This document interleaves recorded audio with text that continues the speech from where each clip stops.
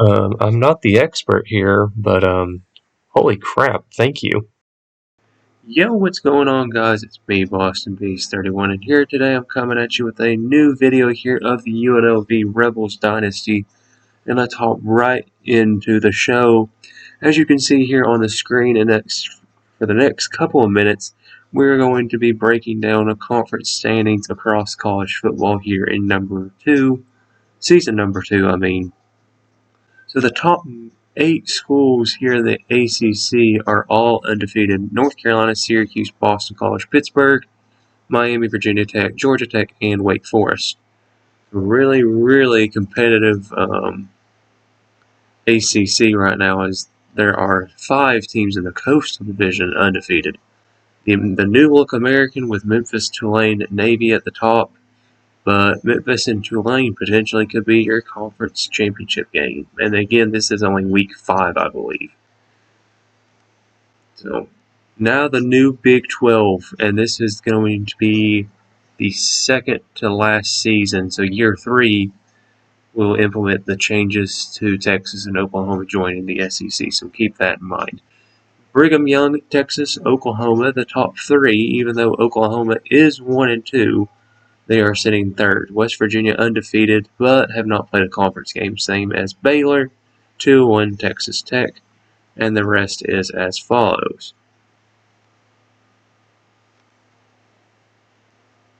The Big Ten, no surprise here, it's Ohio State at the number 1, and where we beat Michigan, they fell all the way to 8th, but keep in mind they have not played a Big Ten game yet. And same as Texas and Oklahoma, this next season, year 3, will implement USC and UCLA joining the Big Ten. So I can't wait for you all to see that. The Conference USA, only 5 schools. I've said that multiple times. I can't do anything with Team Builder. Same with Independence. I can't have anybody in there. The MAC, not really a surprise here. Toledo is at the top.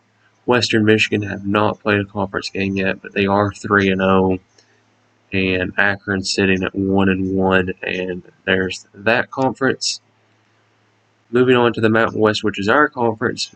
Air Force, followed by us. We've only allowed 27 points this whole season. Fresno State, New Mexico, Wyoming, San Diego State, our opponent today, Boise State, is sitting 7th, but they have not played a conference game. They're sitting 4th in their division, respectively, as we are sitting 1st in our division.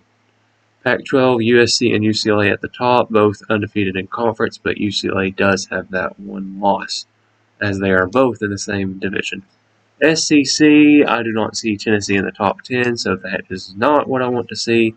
Georgia at the top, Alabama. Arkansas is 3rd, Florida, South Carolina, and then Tennessee is 12th. They're sitting at 1-2. Here early in the season, but are 5th in their division. The Sun Belt, surprise, is Marshall at the top, then Coastal Carolina, and then Appalachian State down in 6th. And then Georgia State is 13th. Georgia Southern is sitting 11th. That is not a good look for them. So there's the East and there's the West, and back to the ACC. So I'm already 4 minutes in. I'm going to get the game ready, and I'll catch you all at kickoff of the UNLV Rebels and the Boise State Broncos.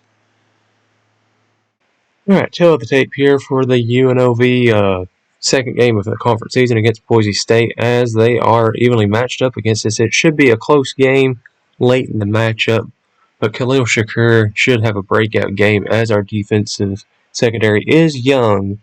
But kickoff is next against the Boise State Broncos and your UNLV Running Rebels.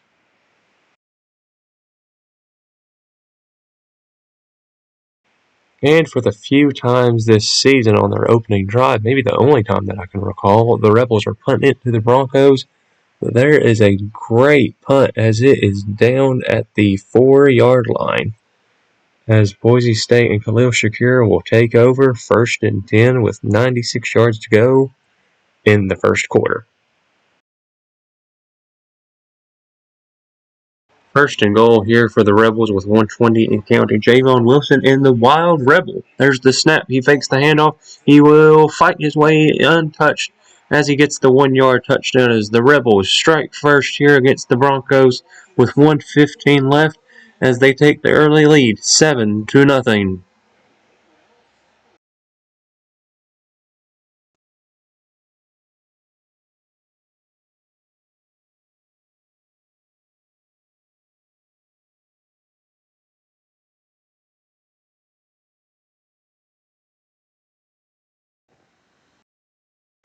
That's going to do it for the end of the first quarter as your Rebels lead it 7-0 over the Broncos.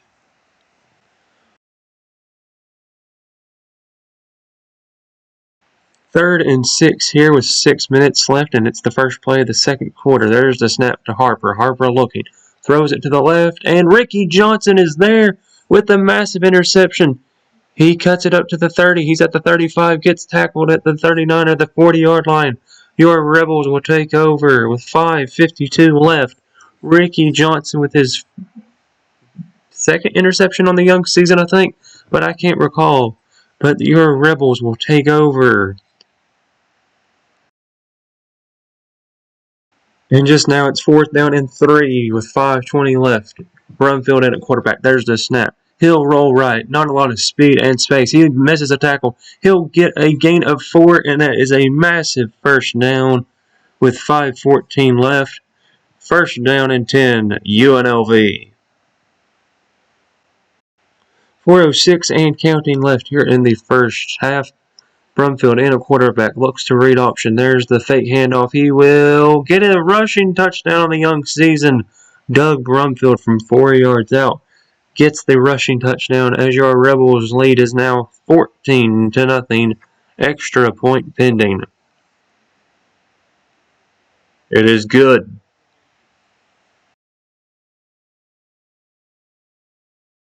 1:59, there's a snap to Harper. He will roll a little bit right, misses a sack, and he'll throw it to Rafdell for 15 yards as the Broncos will get a touchdown right back. Matt Harper steps up in the pocket and throws a laser as the Broncos go 8 plays, 76-yard drive, and a touchdown to make it now 14-7. Under a minute left now. Harrison Bailey back in at quarterback for your Rebels. He will get a deep drop back in. He will throw it. It's caught by Jordan Jakes. He sheds off 1 tackle. He's at the 16, 10, 5. Sheds off 2 more tackles. Gain of 56 yards. And you know what that means. It's a touchdown. UNLV with 46 seconds left. Harrison Bailey threw that ball way up there. Jordan Jakes sheds off a puny guy, and then he fights off a defensive lineman there at the very end of the play to make the Rebels lead 21-7. 29 and 28 seconds left now in the first half as the Broncos go hurry up. There's the snap to Harper. He steps up to the pocket, and he will lose the ball. Broncos offensive lineman can't fall on it. Demetrius does for the Rebels as it's going to be another first down here late in the first half as the Rebels are going to try and score to make it either 24-28 or stay at 21-7. First down and 10 with 12 seconds left. Brumfield back at quarterback. He'll roll right once again like he did earlier. He'll throw it off his back foot and it's picked off. That's not good, and that's going to be the final play here of the first half as your Rebels lead at 21-7. Stick around for the second half. And we are back with the second half here as your Rebels will kick it off to the Broncos.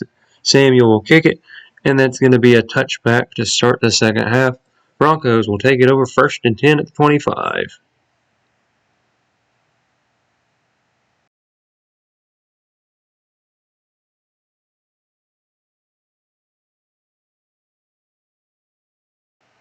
.319 left here. Split offset there for Harper. He's going to screen pass to the right, and he'll throw it that way. Halami, and he will go untouched until the end zone. It's a gain of 9, and it's a touchdown. Broncos to make the lead for the Rebels 21-14 with 3:12 left here in the third quarter. Extra point is good. 2:05 left. Brumfield in at quarterback once again. He'll step way back into the pocket. He'll fire. Ziel Griffin gets dragged down, but it's a gain of 40. You know what that means. Touchdown, UNLV with 1:59 left here in the third quarter. As your Rebels lead will gain from 7 once again to 14.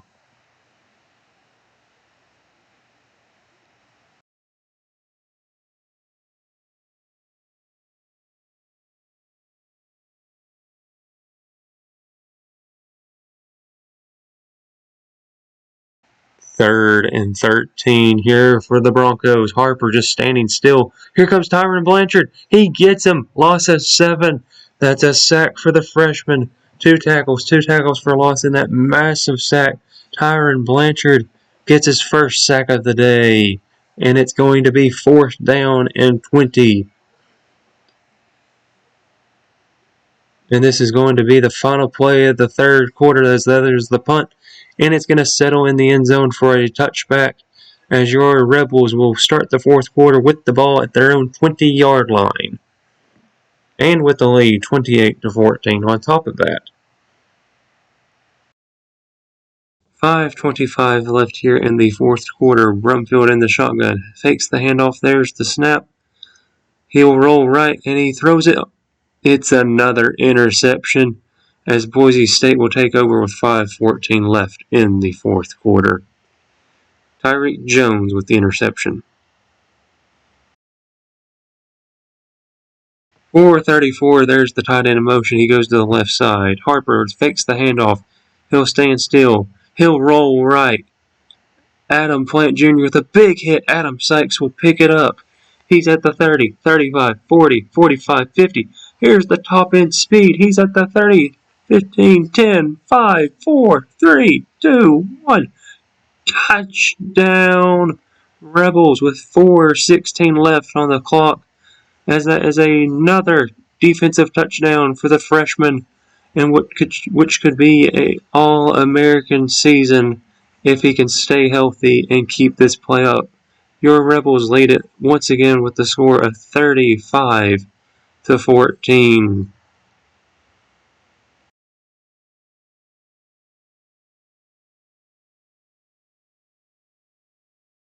3:20, there's a single back formation. Harper will hand it off. He'll miss a tackle as they will get another rushing touchdown on the game today with 3:14, and your Rebels will lead it by 14.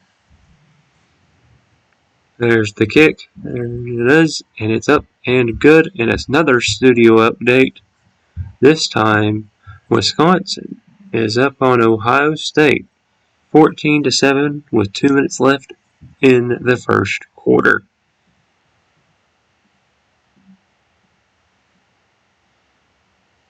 Boise State will line up to do an onside kick here to try and get the ball right back to potentially score.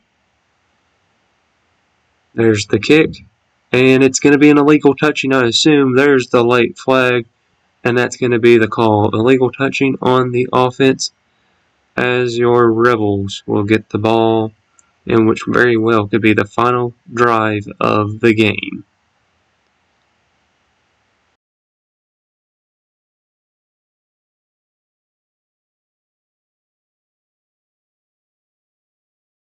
Fourth down and goal, 140 and counting here for your Rebels as there's the kick by Stevie Randolph, and it is up and it is good. With 1 minute and 37 seconds left, your Rebels are up 17. There's the kick, and it is a booming kick. It's going to be a touchback. Somehow the Rebels got it back, and I can't remember how, but it's going to be the final score of the game, like I said before. 38-21 over the Broncos of Boise State. Stick around for post-game stats And next week, we will be playing the UTEP Miners, which could very well be a top 20 matchup. You don't want to miss that one.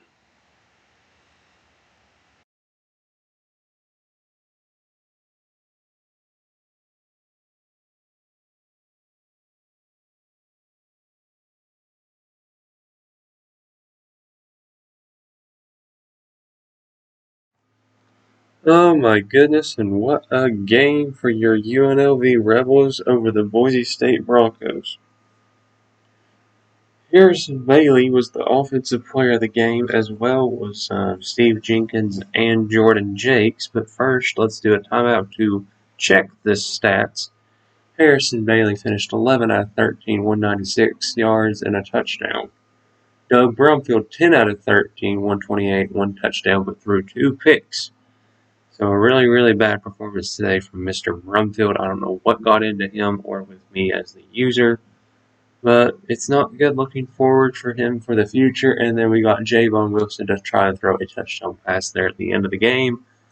Really well-balanced rushing attack today. Javon got a rushing touchdown again. Harrison Bailey, 17 yards. Adam Sykes, he did have that. They're calling that a rush, but that's okay. Brumfield got the other rushing touchdown, which was very good to see. But look at these passing numbers. I mean, that's Tennessee level right there. 4 for 92 for Jordan Jakes. 4 for 43 for Lyon. Jenkins, 3 for 77, including along with 53. Zyle Griffin, 3 for 50 and along with 40.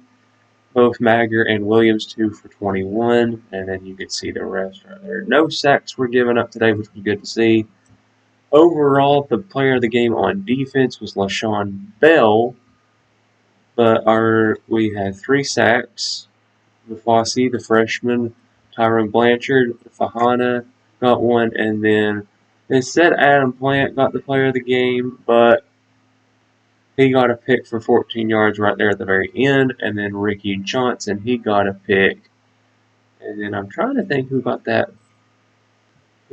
fumble touchdown. Okay, the freshman Adam Sykes. How could I forget? He recovered that fumble, and it was forced by Adam Plant. So Adam Sykes is potentially going to be the role model for the future of this team. Now, the team stats. Overall, we allowed 134 yards rushing, but we had 2 on the ground. We only had 1, 263 yards passing to our 324. We were not very efficient today on all cylinders, but a win is a win. And I'm going to catch you all in the next one. This is Boston Beast 31, signing out.